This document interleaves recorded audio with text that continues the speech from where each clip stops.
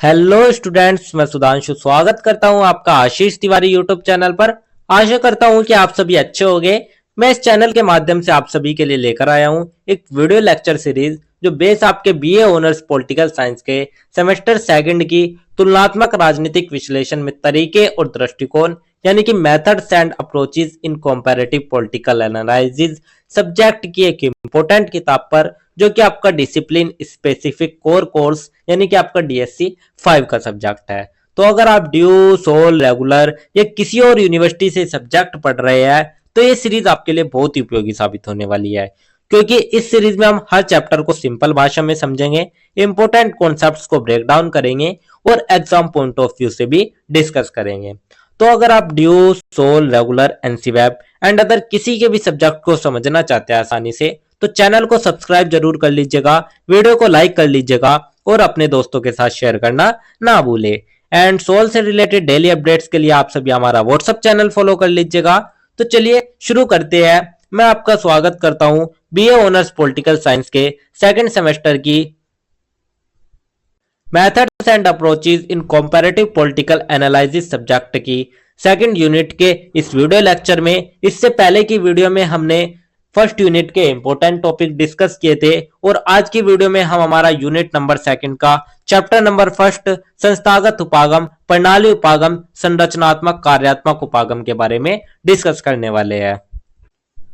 तो स्टूडेंट चलिए हम हमारा यूनिट नंबर सेकंड का चैप्टर नंबर फर्स्ट स्टार्ट कर लेते हैं। तो स्टूडेंट सबसे पहले मैं आपसे एक छोटा सा सवाल पूछता हूं, अगर आपको समझना हो कि ये कॉलेज कैसे चलता है तो आप क्या करेंगे?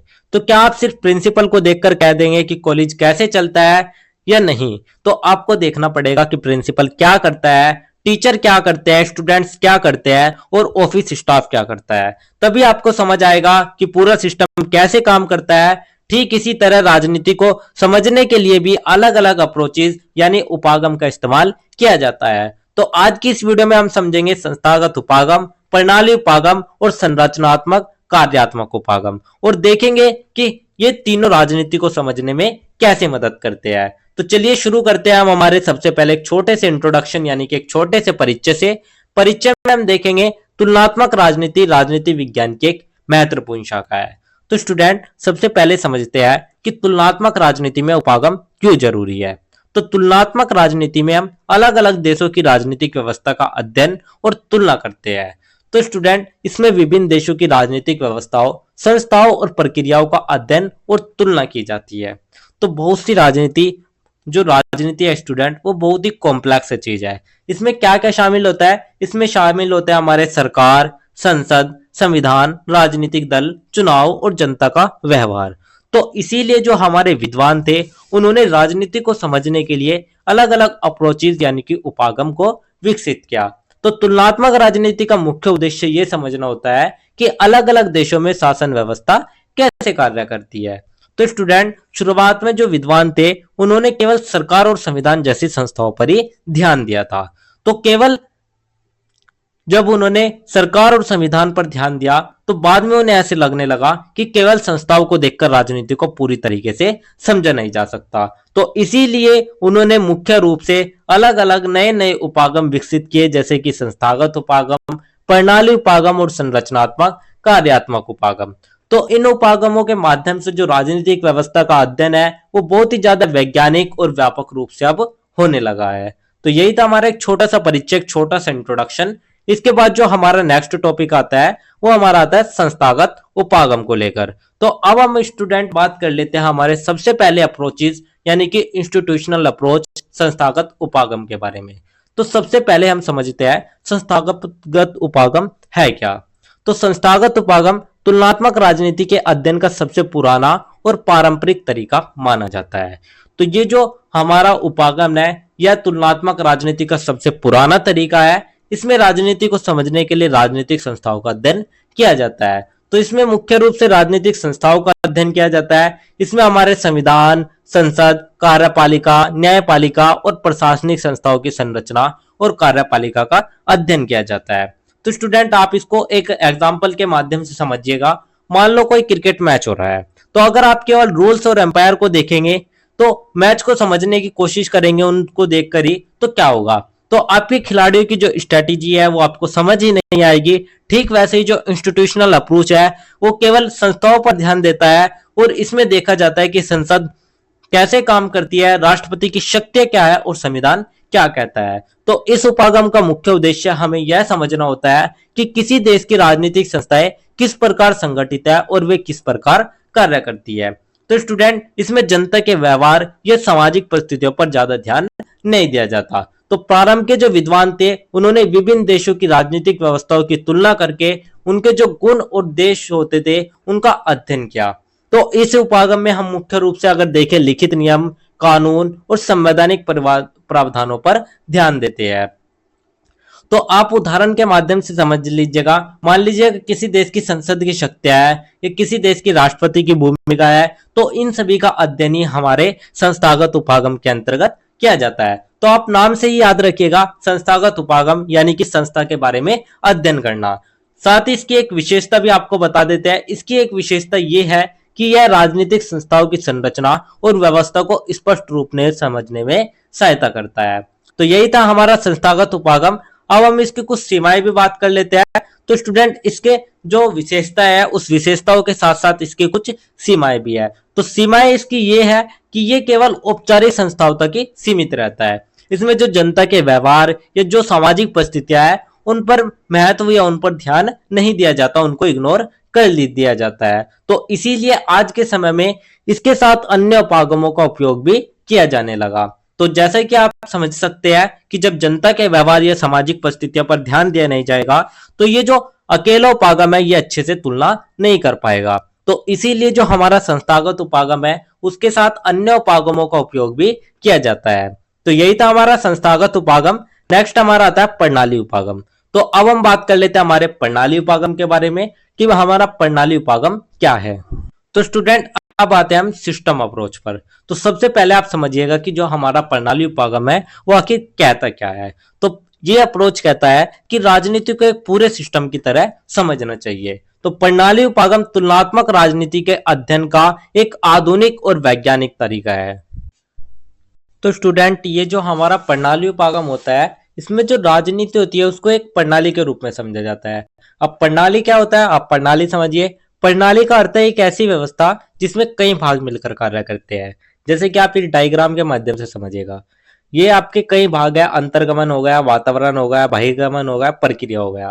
तो ये सभी भाग एक दूसरे से मिलकर कार्य कर रहे हैं। तो इसी कार्य करने के जो हमारा एक ऐसी व्यवस्था है, इसी व्यवस्था को हम प्रणाली कहते हैं।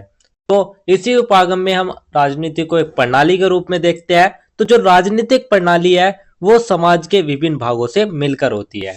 तो राजनीतिक प्रणाली समाज के विभिन्न भागों से मिलकर बनी होती है। जनता, हमारे नेता हो गए या कोई भी संसद हो गई। तो इसमें जनता, राजनीतिक दल, सरकार, प्रशासन और अन्य संस्थाएं भी शामिल होते हैं। तो स्टूडेंट, ये जो हमारा प्रणाली उपागम है ये राजनीति को एक पूरे सिस्टम की तरह समझना को बताता है। इसमें राजनीति को एक ऐसी व्यवस्था माना जाता है जिसमें कई हिस्से मिलकर काम करते हैं, जैसे कि आपकी सरकार, जनता, राजनीतिक दल और मीडिया। तो इस उपागम के अनुसार ही जो समाज है उससे विभिन्न प्रकार की मांगे और समर्थन राजनीतिक व्यवस्था तक पहुंचते हैं। तो स्टूडेंट, आप एक एग्जाम्पल के माध्यम से समझिएगा। मान लो एक मोबाइल फोन है, तो उसमें कई पार्ट्स होते हैं, बैटरी, प्रोसेसर, स्क्रीन और सॉफ्टवेयर। अगर इनमें से एक भी खराब हो जाए तो फोन ठीक से काम नहीं करेगा। तो ठीक उसी तरह राजनीति में भी एक सिस्टम है। इस सिस्टम में इनपुट, प्रोसेस और फिर आउटपुट होता है। तो इनपुट को आप इस तरीके से समझिएगा, उसमें आती है आपकी जनता की मांगे। तो जनता की मांगे जैसे कि रोजगार चाहिए, अच्छी शिक्षा चाहिए। फिर प्रोसेस में क्या होगा स्टूडेंट, प्रोसेस में होगा जो हमारी सरकार है या हमारी जो संसद है वो इन मांगों पर चर्चा करती है। तो प्रोसेस ये हुआ। फिर आउटपुट निकल के आता है। आउटपुट में क्या होता है, आउटपुट में फिर सरकार पॉलिसीज और लॉज बनाती है, यानी कि राजनीतिक व्यवस्था इन मांगों को नीतियों और निर्णयों के रूप में पूरा करने का प्रयास करती है। तो इसी प्रकार समाज और राजनीतिक व्यवस्था के बीच जो निरंतर संबंध है वो बना रहता है। तो यही पूरा प्रोसेस पॉलिटिकल सिस्टम कहलाता है। यही था हमारा प्रणाली उपागम। तो अब हम प्रणाली उपागम की कुछ विशेषताएं जान लेते हैं। तो इसकी सबसे पहली जो विशेषता रहने वाली है स्टूडेंट, वो हमारी रहती है कि जो हमारी राजनीतिक व्यवस्था है उसको एक संपूर्ण रूप से समझाने का प्रयास करता है। यानी कि प्रणाली उपागम में हम कंप्लीट राजनीतिक व्यवस्था के बारे में अध्ययन करते हैं, और इसमें केवल हम संस्था के बारे में नहीं बल्कि जो समाज और वातावरण है उसको भी पढ़ते हैं। तो यह उपागम राजनीति के अध्ययन को अधिक व्यापक बनाता है। यानी कि अगर आप देखें, जो हमारा प्रणाली उपागम है ये हमारे राजनीति को विस्तारित रूप में समझने के लिए बनाया गया है। तो यही था हमारा प्रणाली उपागम। इसके बाद जो हमारा नेक्स्ट उपागम आता है वो हमारा आता है संरचनात्मक कार्यात्मकता। तो अब हम बात कर लेते हैं तीसरे अप्रोच पर, स्ट्रक्चरल फंक्शनल अप्रोच, यानी कि संरचनात्मक कार्यात्मक उपागम। तो ये जो अप्रोच है ये कहता है कि राजनीति में अलग अलग स्ट्रक्चर यानी कि संरचनाएं होती है, और हर स्ट्रक्चर का एक फंक्शन यानी कि कार्य होता है। तो संरचनात्मक कार्यात्मकता भी तुलनात्मक राजनीति का एक महत्वपूर्ण आधुनिक उपागम है। इसमें हर राजनीतिक व्यवस्था में कुछ रचनाएं होती है और प्रत्येक संरचना का एक विशेष कार्य होता है। तो स्टूडेंट आप इसको इस तरीके से समझिएगा। मान लीजिएगा सबसे पहले आप संरचना का अर्थ समझिएगा। तो संरचना का अर्थ है किसी व्यवस्था का संगठन या ढांचा। यानी कि मान लीजिएगा ये आपका कोई व्यवस्था है, इसका जो संगठन है या ढांचा है ये आपका इस टाइप में बना हुआ है, तो इसे ही हम संरचना कहेंगे। कार्य की बात अगर हम बात करें तो कार्य का अर्थ है वह भूमिका या काम जो कोई संस्था या संरचना करती है। यानी कि मान लीजिएगा आप अपने शरीर को देख लो। हमारे शरीर में कई अंग है, दिल है, दिमाग है, फेफड़े है। हर अंग का अलग अलग काम है। तो अगर दिल काम करना बंद कर दे तो क्या होगा? पूरी बॉडी का जो सिस्टम है वो खराब हो जाएगा। ठीक इसी तरह राजनीति में भी अलग अलग स्ट्रक्चर होते हैं। जैसे कि संसद कानून बनाता है, सरकार हमारा जो कार्यपालिका है वो कानून को लागू करती है, और जो न्यायालय है, जो न्यायपालिका है, वो न्याय प्रदान करती है। तो हर स्ट्रक्चर का एक स्पेसिफिक फंक्शन होता है। तो स्टूडेंट इस उपागम के अनुसार समाज की विभिन्न संरचनाएं मिलकर राजनीतिक व्यवस्था को सुचारू रूप से चलाने में सहायता करती है। तो इसी अप्रोच का फायदा यह है कि हम समझ सकते हैं कि कौन सी संस्था क्या काम कर रही है। तो ये संरचना हमें बताती है, ये जो उपागम है, ये जो अप्रोच है, ये हमें बताता है कि अलग अलग देशों में संरचनाएं भिन्न हो सकती है, लेकिन उनके जो कार्य होंगे वे लगभग समान होंगे। यानी कि आप समझिएगा, अमेरिका और भारत का एग्जाम्पल लेके समझिएगा।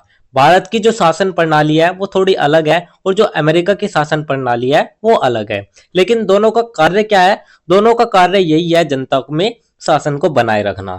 तो यही था हमारा, ये उपागम हमारे इसी बारे में बताता है। तो उदाहरण के रूप में अगर आप देखें, किसी देश में संसद या किसी अन्य देश में परिषद जैसी संस्था हो सकती है, लेकिन दोनों का जो कार्य होगा वो होगा कानून बनाना।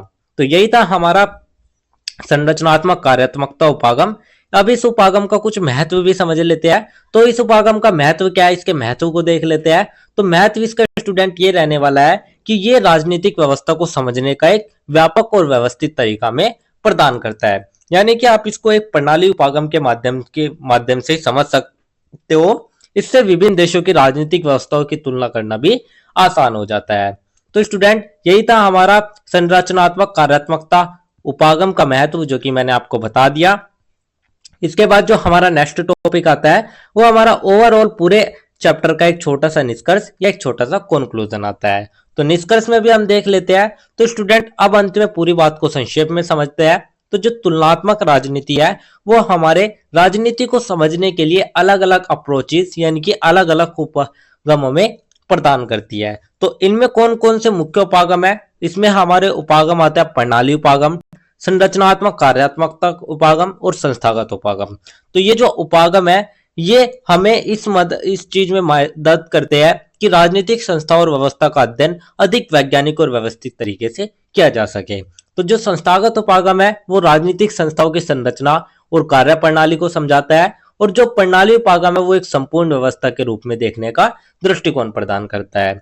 यहीं पर जो हमारा संरचनात्मक कार्यात्मकता उपागम है ये विभिन्न संरचनाओं और उनके कार्यों के माध्यम से राजनीतिक व्यवस्था को हमें समझाता है। तो इन सभी उपागम के माध्यम से हम यही पता करते हैं कि जो तुलनात्मक राजनीति का अध्ययन है वो अधिक व्यापक और स्पष्ट बन गया है। तो इसी कारण जो आधुनिक राजनीति के अध्ययन में है वो इनका बहुत ही ज्यादा महत्वपूर्ण योगदान रहता है। तो इसीलिए आधुनिक समय में राजनीतिक अध्ययन में उन उपागमों का विशेष महत्व है। तो यही था हमारा एक छोटा सा निष्कर्ष, जिसके साथ ही हमारा यूनिट नंबर सेकंड का चैप्टर नंबर फर्स्ट भी कंप्लीट होता है। तो ये थी हमारी सेकंड यूनिट का फर्स्ट चैप्टर, जिसके इंपॉर्टेंट टॉपिक्स मैंने आपको शॉर्ट्स में एक्सप्लेन कर दिए हैं। तो अगर किसी भी स्टूडेंट को ये नोट्स चाहिए होंगे तो आप हमारे टेलीग्राम चैनल को ज्वाइन कर लीजिएगा, वहां पर आपको ये नोट्स मिल जाएंगे।